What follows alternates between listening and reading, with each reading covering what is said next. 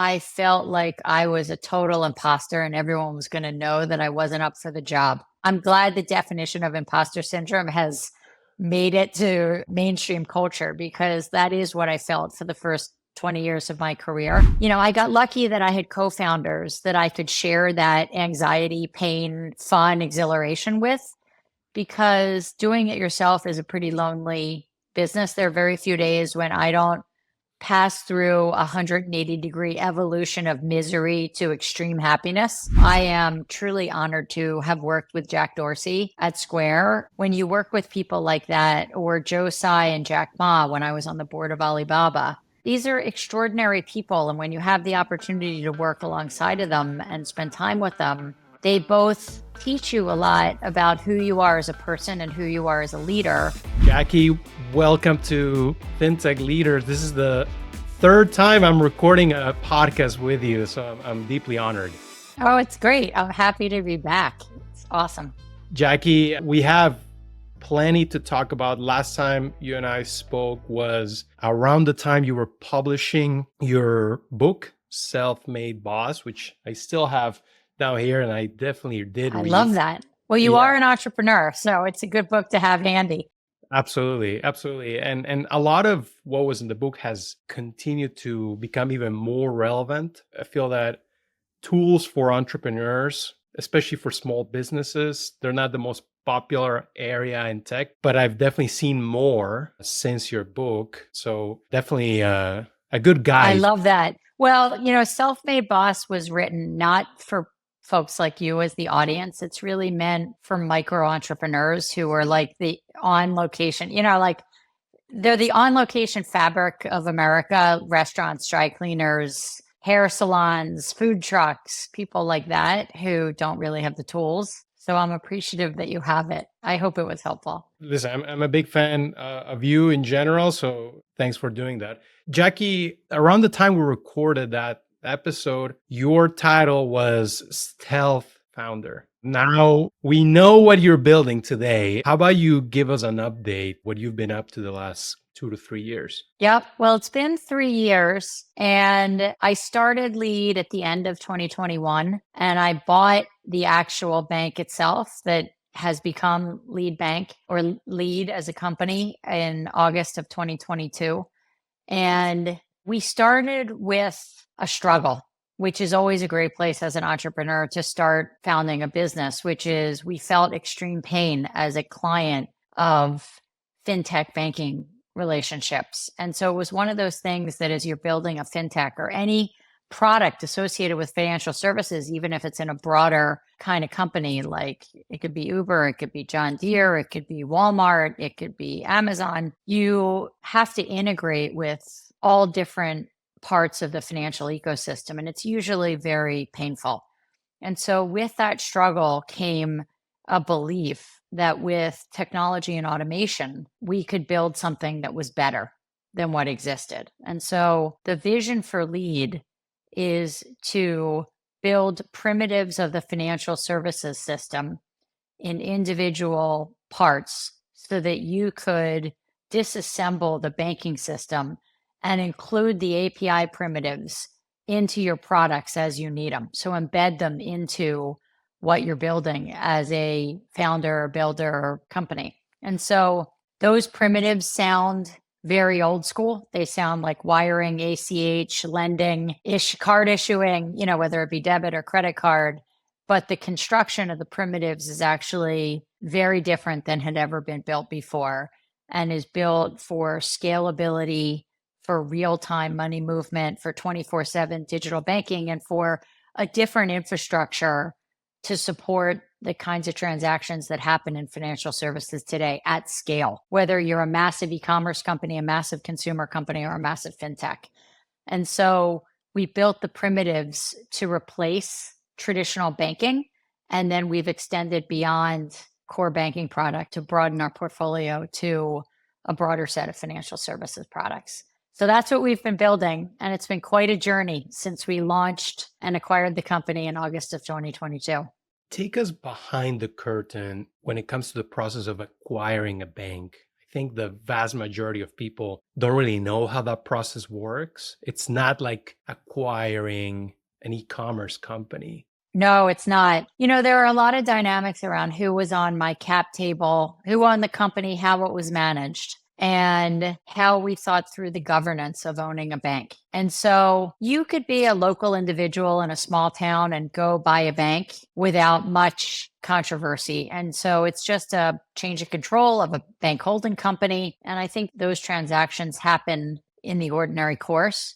I think where you're changing the business plan of a bank, that's usually the place that creates the most amount of work, because you have to define the business plan and the balance sheet of what you're going to build so that financial regulators like the Federal Reserve and the FDIC, in my case, understand how you're going to manage the company and what the financial statements are going to look like. If you put yourself in the mind of a financial regulator, the American taxpayer is on the hook for the mistakes that a bank makes. Right? FDIC insured banks are that themselves. They're insured by American taxpayers.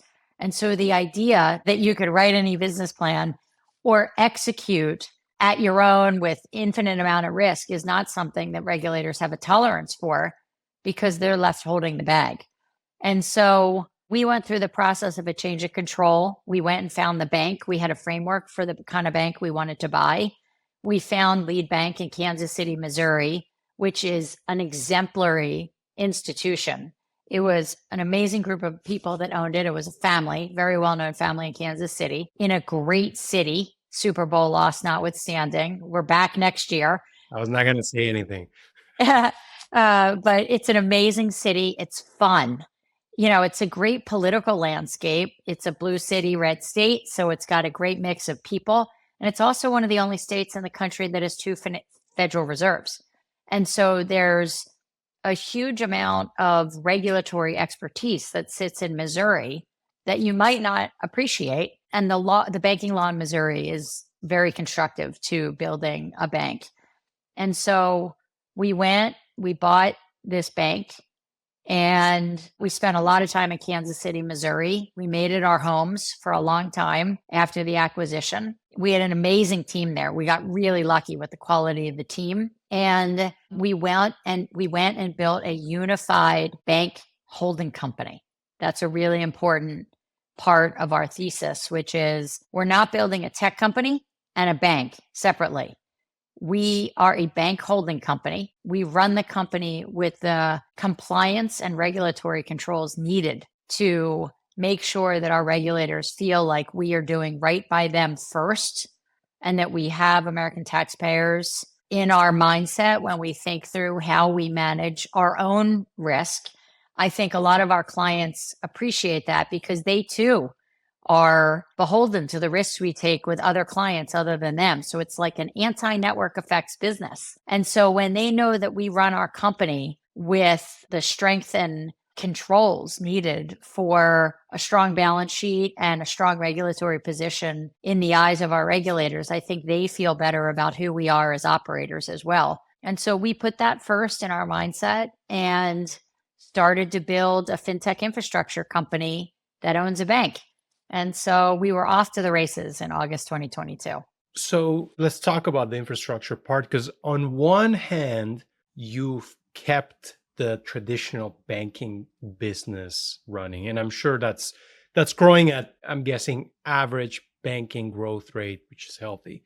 But on the other end, you are building a lot of products from scratch, and I guess that's also your bread and butter. That's a lot of what you did at Square, a lot of what you've done in your past life. What has been your approach to building from scratch? Yeah, first I'd say I think of building products on a first principles basis, even in financial services. I look back at many of the products that I have been associated with, whether it's credit card, innovative lending products, bank deposits, all different kinds of transaction accounts. And I start with first principles. And lending might have existed from the goats and bead days, where barter was the way that lending happened, but you can reframe how it happens and think about what is it you're trying to achieve. And so in financial services, first I'd say, after you start with what is it I'm trying to do? What am I trying to achieve? You have to look at a combination of unit economics and understanding how the unit economics of your product work and also the product structure. And they're often combined. You can't start a fintech product and say, I'm just going to launch it, see whether it sticks in the market, and then figure out unit economics later.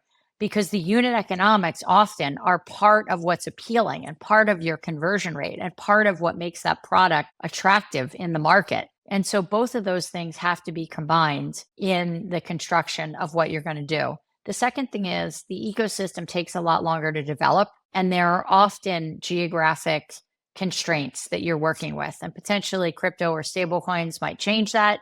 But for now, there's many geographic restrictions. And so when I think about starting from scratch, I want to make sure I understand that construct and then think through the long tail of how long it might take me to launch, to get scale, and go from there.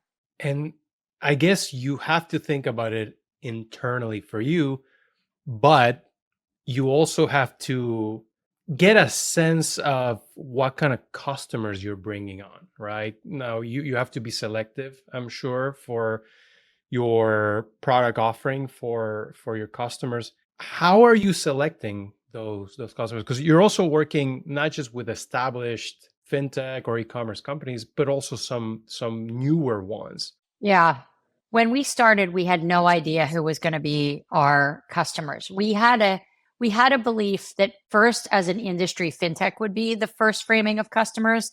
Second would be broader e-commerce. And third would be players in the payments ecosystem. Having said that, from a size point of view, we weren't sure who was going to show up. We had a belief that it would probably be mid-sized scaling players because they were big enough to have a compliance team, to have basic ledgering, and they might be transitioning off of their starter banks into a more scaled opportunity. What ended up happening was that banks started running into trouble immediately after we showed up. And so we had overwhelming inbound demand from all scale companies immediately after people knew what we were building. And even before we owned Lead, there were companies that came to us that said, I'm willing to work with you. And I don't care that you don't own the bank. You're going to own it in X number of months.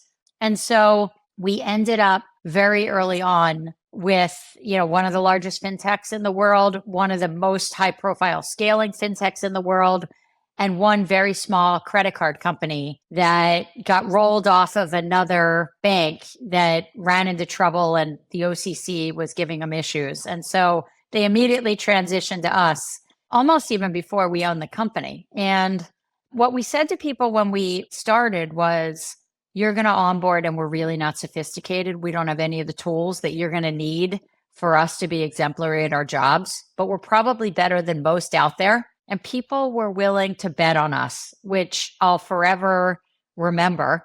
And they were willing to come to Lead anyway, even within months of us owning the company, because they believed in our long-term vision and they believed in the technical team and they believed in the founders. And so it's been amazing. I mean, now our clients range from some of the biggest consumer e-commerce and fintech companies all the way down to little startups where we happen to know the founder, happen to know the head of compliance.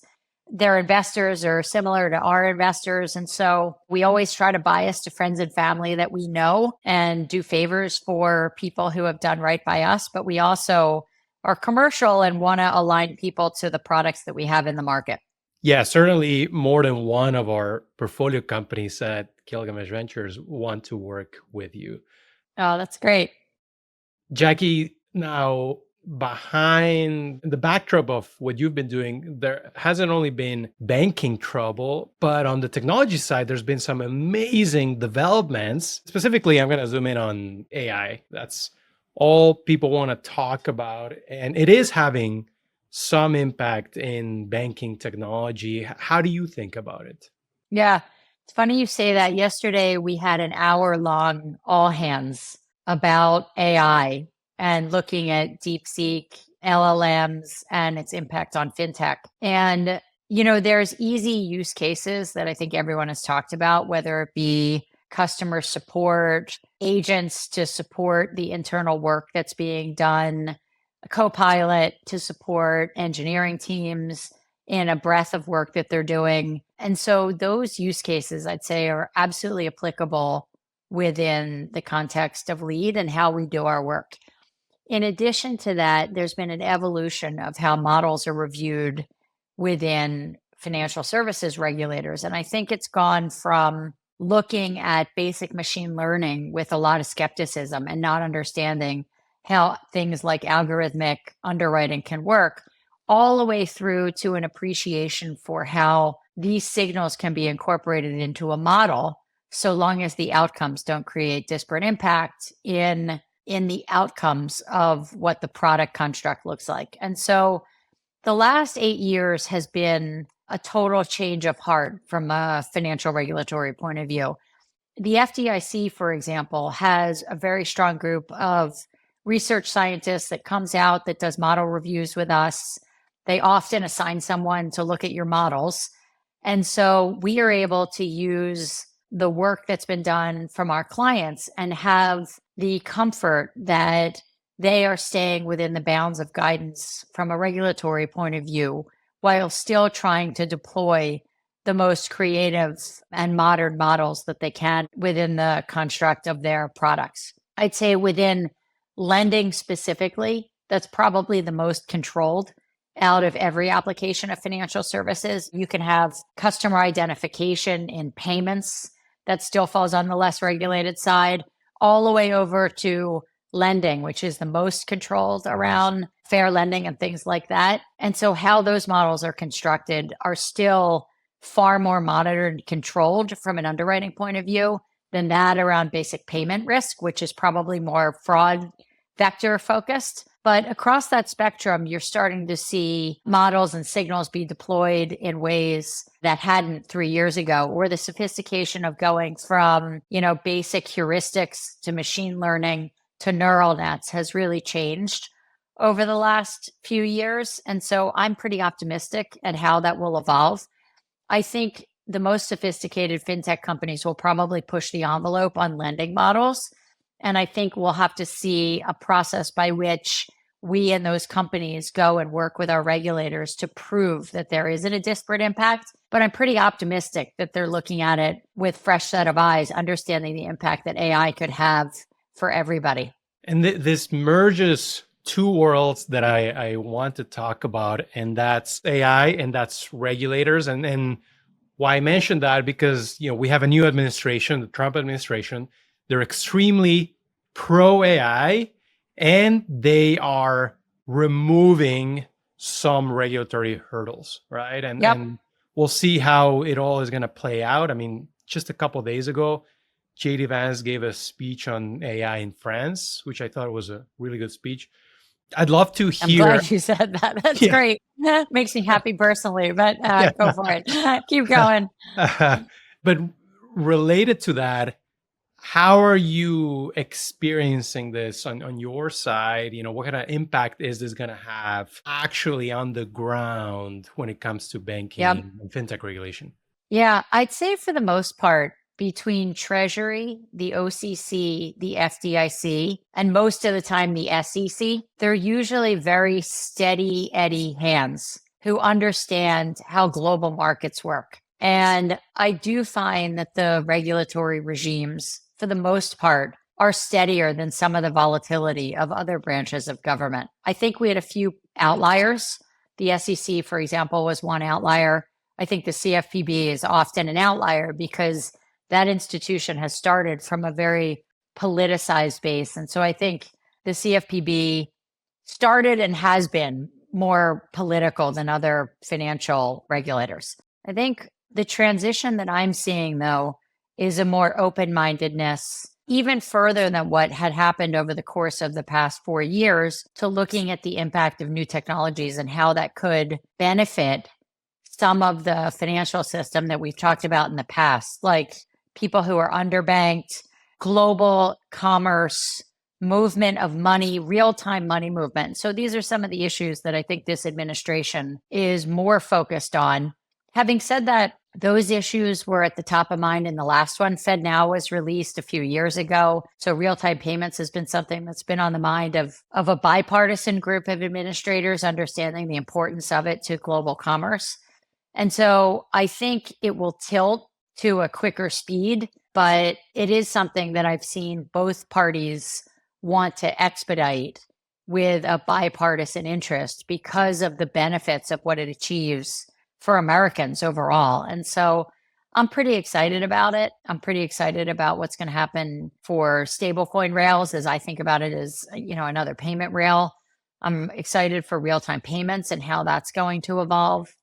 And so I think this administration will be friendly to fintechs, friendly to crypto, but I also don't see it as being like wild, wild west, all of a sudden happening in financial services, where the Treasury Department is all of a sudden going to be doing crazy things. I think it's a pretty steady, smart, well-educated, and steeped in history kind of hand. Yeah, one of the agencies, along with USAID, that has been the first target for some reform, or maybe more than some, is the CFPB that you mentioned. What do you think happens with the CFPB going forward? I think it'll be significantly curtailed in its activities around enforcement. But the CFPB, unfortunately, post Dodd-Frank, when it was created, has been a highly polarized group. And I think for financial services, that's not constructive. I think it does a lot of good, but I think they've taken things to both extremes, unfortunately, which I don't think benefits the financial system. And I'll use credit card fees as an example. There was guidance passed about limiting junk fees, and there's a limit to what you want those to be that's pragmatic for American consumers. But that limit could have been set at a logical middle ground that makes sense for all parties in that ecosystem. And I think that's an example where, in my mind, they pushed it to a degree where they bias significantly towards consumer protection versus the banking ecosystem. And for better or for worse, as much as I want those fees to be low for myself as a consumer, I also look at it in these financial services products like a balloon. You push on one side, something comes out the other. And so I see it as, if you're going to curtail bank profits on one side, they're going to try to push them up in other ways or construct a product in a different way. And so I think you have to be mindful about pushing mass components of our financial ecosystem to such a degree where their back is up against the wall, and it forces them to course adjust around just different product set and different ways to achieve value in the ecosystem. And so I don't find things like that as constructive, even though the theory of what they're trying to achieve is good. I unfortunately find that some of those products often have the opposite and unintended consequences. The other example I'd use is lending to very small businesses got completely stopped for companies who need loans under $250,000. Why did it get stopped? Because the requirements and work needed in order to make those loans became so onerous for big banks around the United States that they frankly just got out of the market. Well, that didn't help anyone. And so if you make the rules so onerous, people are just going to step back and say, it's not profitable for me to do it. I'm out. And so what I would love to see is like a wholesale rewrite of things like disclosures. I'd like to see the rollback of some significant laws or guidance, like 1071 is one where you have to declare the gender and demographic status of someone who's taking out a loan. I personally, as a woman, find that absolutely offensive. I don't want to tell people my gender. And so it just becomes something that I think is not necessary in a lot of financial services products. And so I'd like to see things stripped back down to the basics. And even with the disclosures, I say it because I went to Wharton. And when I go to take out a mortgage for my own house, I don't understand what I'm signing, because the disclosures have gotten so complicated because someone is theoretically trying to protect me. But yet I now sign 400 pages of disclosures. And so it now has the unintended consequence that you don't read one bit of it. And so I'd like to see everything boiled back to first principles and thought through in a digital first way so that I know what product I'm taking out. I have some protection. I do think there is a need to protect the citizens who are the most vulnerable, but I don't need someone telling me how to manage my life or how to make decisions for me. And I'd like the components of those products to be spelled out clearly without overkilling them in a way that it no longer becomes readable and understandable. And unfortunately, I think we've gotten to that level of disclosure and work in the way that we manage our financial products. And so if the CFPB changes what they focus on and is really boiled down to the most basic financial protections, I think that would be great, as opposed to trying to go out and create laws by enforcement, which unfortunately is how I believe they've been operating over the course of the last few years. Another area you briefly just mentioned is kind of the growth of crypto and stable coins. We're also seeing some regulation around that. I think we're going to have more clarity later this year. Ad lead, is this something you're thinking about? Are you doing any work to start working with actually crypto companies? Yeah, stable coins I see as another payment rail. And so I do think you have to think about it in that context. And we do work with stablecoin companies and crypto companies today. And so I do see that as a bigger opportunity for banks to pursue across the board, because once the law is passed, and I'm referring specifically to the market structure law, where there's more clarity around the regulatory guidance for how different components of the crypto ecosystem are considered as an asset class. I think with that clarity, you'll see more traditional companies coming into the market. And so I think you have to look at it from that lens of opportunity, that it will be considered another payment rail. And as a banking institution, there's no reason why we wouldn't consider working with these companies. Let's talk a little bit about leadership, because I remember the last few times we spoke, I think at some point, you maybe a decade ago or maybe more, you were actually considering starting a company, but you were recruited for very interesting roles. And one thing you mentioned is that at the time, you didn't quite feel ready to be CEO. Yeah. What changed in the last 3 to 4 years? So when I was younger, I felt like I was a total imposter and everyone was going to know that I wasn't up for the job. I'm glad the definition of imposter syndrome has made it to mainstream culture, because that is what I felt for the first 20 years of my career. I'm now at the point in my life where I feel comfortable in my own skin and my own networks and my own success around some of the products that I've been associated with and helped build with great teams. I've also been a part of amazing companies. I am truly honored to have worked with Jack Dorsey at Square. I think he was just an extraordinary partner to have in helping to build Square. And so when you work with people like that, or Joe Tsai and Jack Ma, when I was on the board of Alibaba, these are extraordinary people. And when you have the opportunity to work alongside of them and spend time with them, they both teach you a lot about who you are as a person and who you are as a leader. And also, in my case, gave me the confidence that I actually could be a really good CEO. And so when I went to start Lead, I really felt like it was the right business, right time, right team. And if ever there was a business that I was going to be amazing at running, this is it. No one would give me the keys to running Instagram. There's zero chance that anyone would say, you are the most creative product executive, and I think you are going to create some new consumer product that has billions of users at mass scale globally. No one would ever give me the keys to that kingdom. But the kingdom that I am a part of with my three co-founders, Erica, Ronak, and Hamam, I could not come up with something that I am better suited to do than be a part of this organization. And so I really feel like at the moment at which you're kind of hit with the stick of like, oh my God, I think I should go do this.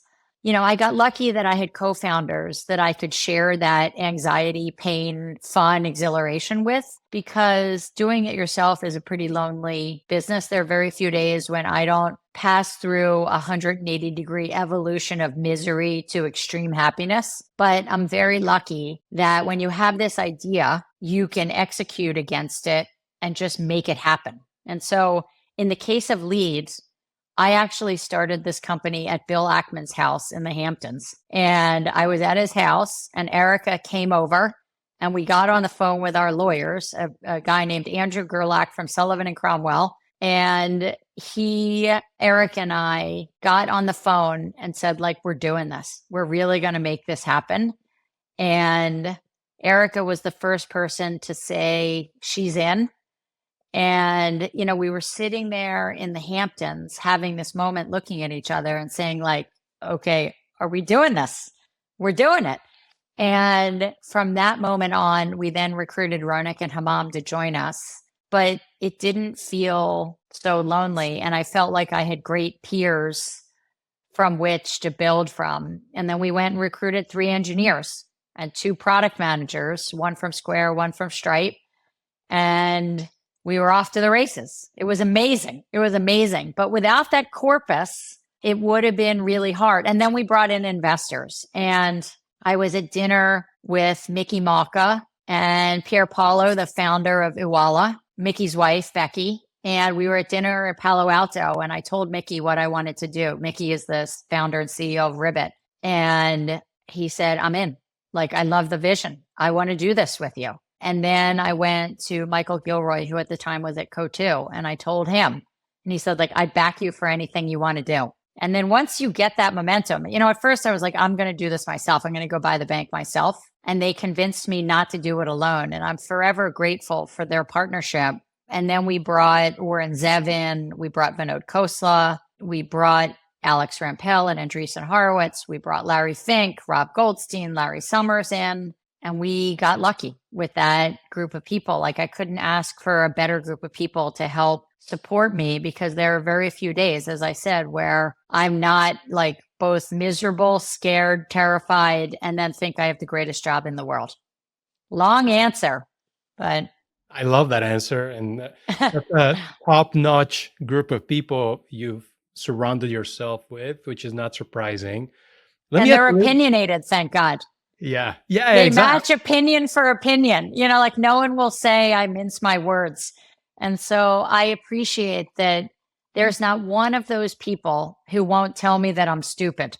And I love every bit of that. And so I love and appreciate the power of the brains around me, because I think they're all infinitely smarter than I am. And God, I love that. I need it. The more they tell me I'm wrong and make me rethink my actions, the happier I am. Yeah, I mean, let me ask you a little bit about some of those people. I mean, Mickey is great. What have you learned from him? Now, I'm guessing he's maybe, I don't know if it's on your board or you work with him, but what have you learned from Mickey? Yeah, my board is constituted of Missouri majority folks. So I have a great local board. They're on our website, and we have one Californian who is Io. And otherwise, it's a Missouri majority board. My investors are part of my coffee table or coffee shop, round table, whatever it is. You know what I mean? Mickey, I think, has a global view and has pushed me around risk in a really nice way, pushed me around building my team more quickly, taking advantage of the opportunity that's in front of us. I've appreciated that. And I'd contrast his focus with that of like Coatue, where I feel like Philippe Lafont is probably one of the most brilliant risk managers I've ever worked with in my entire life, ever. And Vinod Khosla is one of the most incredible AI thinkers in the world. He's involved in investing in OpenAI. To have him come speak at our all hands right after we started the company, and to be able to give me advice that's completely out of the box and kind of terrifying to listen to, really pushes me in ways that are not germane to who I am as a person. And so I feel like all of them come at it from a very different lens of who they are. And I try to internalize what they tell me, because I could get too caught up in the minutia of the here and now around building a financial services company that can be so micro in the weeds of the API primitives that we're building and how connected they are into the financial ecosystem. That kind of minutia you could get absolutely lost in, and they make me step back and see the forest through the trees. I've asked you in the past about working with the Jacks, right? Jack Dorsey, Jack Ma. Did you also get to work with Masayoshi-san, Masa from SoftBank? I did. I did. Yes. On the board of Alibaba and his team. Yeah, I mean, I don't know if you've read it, but a book just came out about Masa and SoftBank. It was written by the former editor of FT, Lionel Barber. I just had him on the podcast. It hasn't come out. It made me, after reading that book, I felt that I wasn't being ambitious enough. How was it working with Masa? So I agree with that completely. Masa would take a point of view that was absolutely out there, 10 steps ahead of where anyone was. And I think there's some proportion of his feedback that was absolutely nuts. But what you have to pay attention to was the kernel of wisdom that you don't want to miss. I think Vinod is actually the same way. And you can't miss the point that is absolutely critical in changing the future trajectory of your company. And so that was one observation from Masa. The second was Masa operates on trust and loyalty. And so we would go negotiate a deal. It would, like if Masa and I were the two independent board members of Alibaba at the time, Jack and Joe were on the board as insiders owning both shares of Alibaba and Alipay. And Masa and I would be tasked with some issue as independents. I would end up negotiating this with Masa's legal team and someone at SoftBank who would be tasked with it. And we'd do like 9 months worth of work in the weeds every day, days in China and Japan. And then Masa would come in and say, I want to know what the key principles are of this deal. That is fine. I trust that. We will make this transaction happen.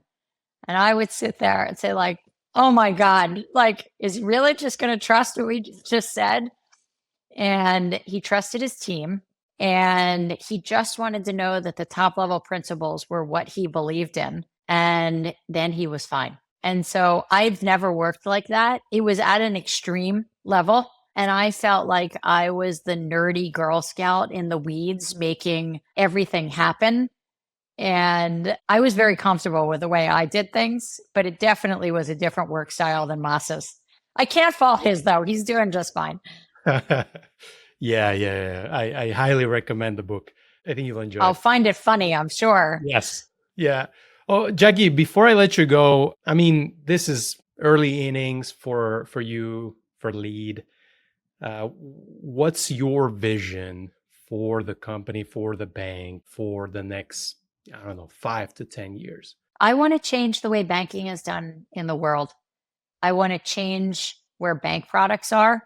I want to change how people interact with financial services. And I want to do that from the most foundational level of primitives within the financial services system, which is the core connectivity to the rails of how money moves globally. And so with that vision, I know we're on the right path to building for the future. I think the primitives that we've built around lending, money movement, issuing accounts are absolutely the right path to start to change the way banking happens.